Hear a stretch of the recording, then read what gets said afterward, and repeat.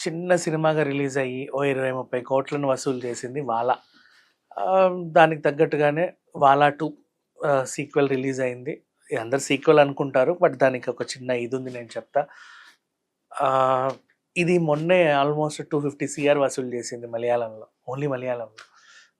కాబట్టి దీంట్లో ఏదో ఉందని మన తెలుగు నిర్మాతే 'సాహు గారపాటి' గారు ఆయన మళ్ళీ మన తెలుగులో రిలీజ్ చేశారు. అండ్ డబ్బింగ్, ప్రెజెంట్ సోషల్ మీడియాలో ఉన్న మీమ్స్ ఇవన్నీ కలిపి కొంచెం స్వేచ్ఛ తీసుకొని మన వాళ్ళకి బాగా కనెక్ట్ అయ్యేలాగా, అర్థమయ్యేలా చెప్దాం అనుకున్నాడు. మరి అది అలా చెప్పాడో లేదో తర్వాత చూద్దాం. మొత్తానికైతే తెలుగులో కూడా రిలీజ్ అయింది. ఈ సినిమాకి ఒక మంచి క్రేజ్ ఏర్పడింది. 250 కోట్లు ఎలా వసూలు చేసింది? పోనీ ఎంత పెద్ద హీరోలు ఉన్నారంటే నలుగురు కొత్త కుర్రాళ్ళు. వాళ్ళు కూడా సోషల్ మీడియాలో కొద్దో గొప్ప పలుకుబడి ఉన్న వాళ్ళే ఆఫ్‌కోర్స్. అయితే వాళ్ళ ఫస్ట్ పార్ట్‌లో లాస్ట్‌లో వీళ్ళని చూపిస్తారు. నెక్స్ట్ వీళ్ళు యూకేనో ఎక్కడికో ఎళ్లి ఏదో చేయాలనుకుంటారు అని. మరి దానికి దీనికి పెద్దగా సంబంధం ఏం లేదు. ఇదంతా ఒక ఫ్రెష్ కంటెంట్ లాగే చూసుకోవచ్చు. సో ఇక్కడేంటంటే నలుగురు పిల్లలు స్కూల్లో ఎవరికీ తెలియకుండా సినిమాలకెళ్ళడం, ఫోన్‌లు వాడడం, ఒకానొక టైంలో బయటపడ్డం. వాళ్ళు బయటపడ్డప్పుడు వాళ్ళ లవ్ స్టోరీలు కూడా బయటపడ్డం. ఇట్లాంటి సరదా సరదా ఎలిమెంట్స్‌తో ఫస్ట్ హాఫ్ పూర్తయిపోతది. అదేంటి ఏముంది ఈ సినిమాలో అంతగనం, ఎందుకు ఇది ఎన్ని వందల కోట్లు వసూలు చేసింది అనుకుంటే, పార్ట్ 2కి ఐ మీన్ ఇంటర్వెల్ తర్వాత వచ్చే సీన్స్ అన్నీ ఎమోషనల్‌గా ఉంటాయి. చాలా మందికి కనెక్ట్ అవుతాయి. అండ్ మీరు 'బలగం' సినిమా చూసారు కదా! 'బలగం' సినిమా చూసిన తర్వాత ఎక్కడెక్కడో విడిపోయిన అన్న చెల్లెలు, అక్క తమ్ముళ్ళు అందరూ కలుసుకుంటారు. ఈ సినిమా చూసినా గూడా నిజంగా చెప్తున్నా, మీరు ఒకవేళ మీ సిస్టర్స్‌తోనో, బ్రదర్స్‌తోనో లేకపోతే ఇంకెవరితోనో మాట్లాడకపోతే కొన్నాళ్ళైతే ఈ సినిమా చూస్తే ఖచ్చితంగా ఫోన్‌లు చేసి మరీ మాట్లాడతారు. ఎలా ఉన్నారండి? బాగున్నారా? చాలా కాలం అయిపోయింది అని. నెక్స్ట్ ఆహ్, కథలోకెళ్తే ఆహ్, మన ఎట్లంటే 'దూరపు కొండలు నునుపు' అనే పదాన్ని చాలా నీట్‌గా ఆహ్, అందరికి అర్థమయ్యే భాషలో చాలా అందంగా చెప్పాడు డైరెక్టర్. లైక్ చాలామంది పేరెంట్స్ ఏం చేస్తారంటే అప్పో సప్పో చేసైనా సరే నా కొడుకుని, కూతుర్ని విదేశాలకు పంపాలని చూస్తారు. అక్కడికెళ్ళిన తర్వాత ఇప్పుడు దుబాయ్ పంపిస్తే అక్కడ ఎండల్లో, కువైట్‌లో నానుతా ఉంటారు. మీకు తెలీదు, సౌదీ అరబిక్ కంట్రీస్‌లలో. ఆళ్ళు పడే కష్టాలు వేరే ఉంటాయి. అండ్ నెక్స్ట్ యూకేకెళ్తారు. అక్కడ అదేంటిది, ఇద్దరు యూకేలోనే ఉన్నా ఒకడినొకడు కలుసుకోవడానికి అసలు ఈ జన్మ సరిపోదన్నట్టు ఉంటది. అండ్ ఈ ముగ్గురు విదేశాలకెళ్లారు గూడా, నేను వెళ్తే బావుండనుకుంటాడు. పాపం వాడికి అన్ని సబ్జెక్ట్స్ ఫెయిల్ అయ్యి ఉండడం వల్ల ఊర్లోనే ఉండిపోతాడు ఇంకో ఫ్రెండ్.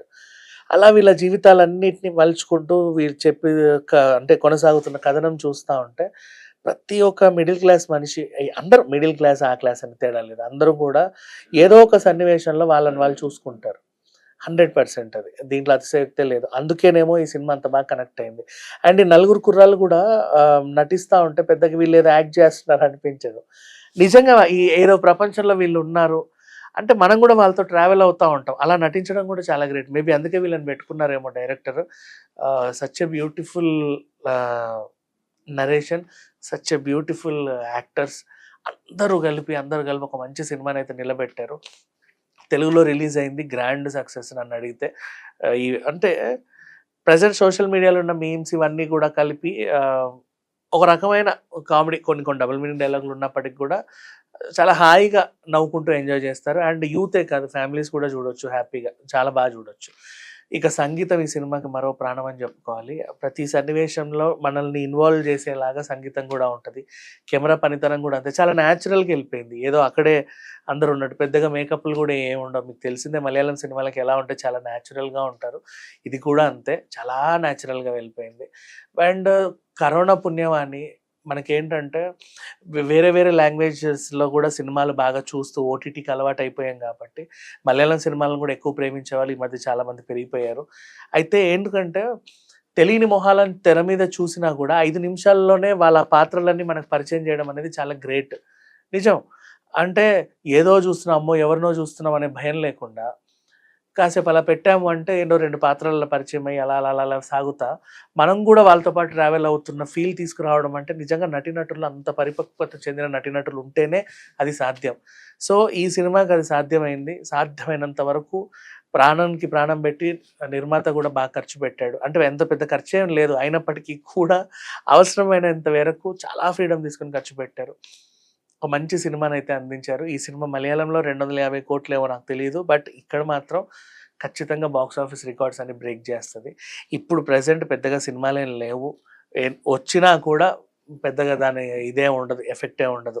ఈ సినిమా ఖచ్చితంగా ఓ 2 వీక్స్ అన్నా హ్యాపీగా ఆడి, వీలైనంత డబ్బులు వసూలు చేసి, తర్వాత త్వరలోనే ఓటీటీలోకొచ్చి మళ్ళీ అక్కడ కూడా దుమ్ము రేపుద్దనిపిస్తుంది. అండ్ చాలా క్యారెక్టర్స్ ఉన్నాయి. అందరూ కొత్త వాళ్ళే ఆల్‌మోస్ట్ ఇట్లా పట్టుకుంటే. బట్ మనం సినిమాల్లోకెళ్ళిన తర్వాత అన్ని పాత్రలు మనకు పరిచయం అవుతా ఉంటాయి. అందరూ గూడా మనకు దగ్గరగా ఉన్నట్టుగా అనిపిస్తది. ఒక మంచి సినిమా చూసిన ఫీలింగ్ అయితే ఖచ్చితంగా కలుగుద్ది. అండ్ ఈ సినిమాకి నేనిచ్చే రేటింగ్ 5/5.